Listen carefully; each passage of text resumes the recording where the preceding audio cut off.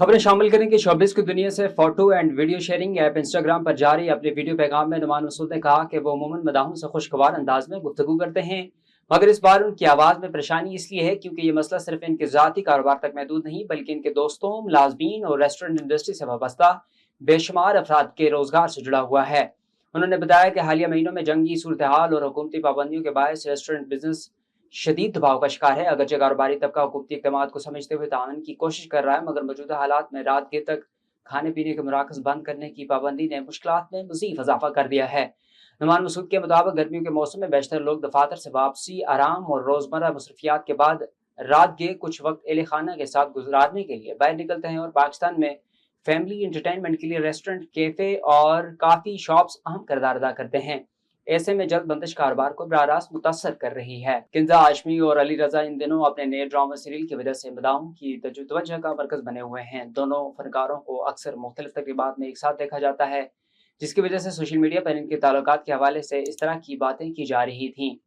हाल ही में दिए गए एक इंटरव्यू में दोनों ने बताया कि दोनों एक दूसरे को ड्रामे से पहले से जानते थे, लेकिन वो दोस्त नहीं बल्कि एक दूसरे के दुश्मन थे। हमारी दुश्मनी का आगाज बात किए बगैर ही हो गया था।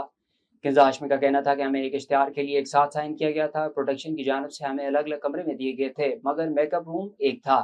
उन्होंने अपनी बात जारी रखते हुए कहा कि अपना मेकअप करवा रही थी तो अपने छोटे से स्पीकर पर मौसीकी भी सुन रही थी। इतने में अली रजा कमरे में दाखिल हुए और अपने स्पीकर से माहौल में शोर शराबा मचा दिया। वो सबसे बातें करने लगे और मुझे नजरअंदाज किया। मैंने अपना स्पीकर बंद कर दिया और मैंने जब इनकी तरफ देखा तो उन्होंने बस एक रस्मी हेलो कहा। इस वक्त मैंने ये सोच लिया था कि ये कोई बहुत ही ज्यादा होशियार किस्म का लड़का है।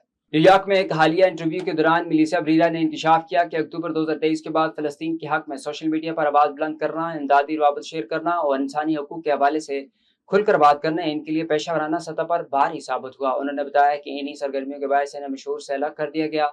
हॉलीवुड फ्रेंचाइज की फिल्म ने भी इन्हें इनसे हराएं WME, जबकि इनकी टैलेंट एजेंसी जुदा कर ली। अदाकारा के मुताबिक इनकी फिलिस्तीन नवाज पोस्ट को भी बाज हल्कों की जानिब से यहूद मुखालिफ करार देकर तनकीद का निशाना बनाया गया और इन पर नफरत अंगेजी को फरोग देने जैसे इल्जाम भी आयद किए गए। ताहम मिलिसा ब्रीरा ने इन तमाम दावों को मुस्तरद करते हुए कहा कि इनका मौक़िफ़ सिर्फ इंसानियत, अमन, आज़ादी और मजलूमों के हक के लिए है।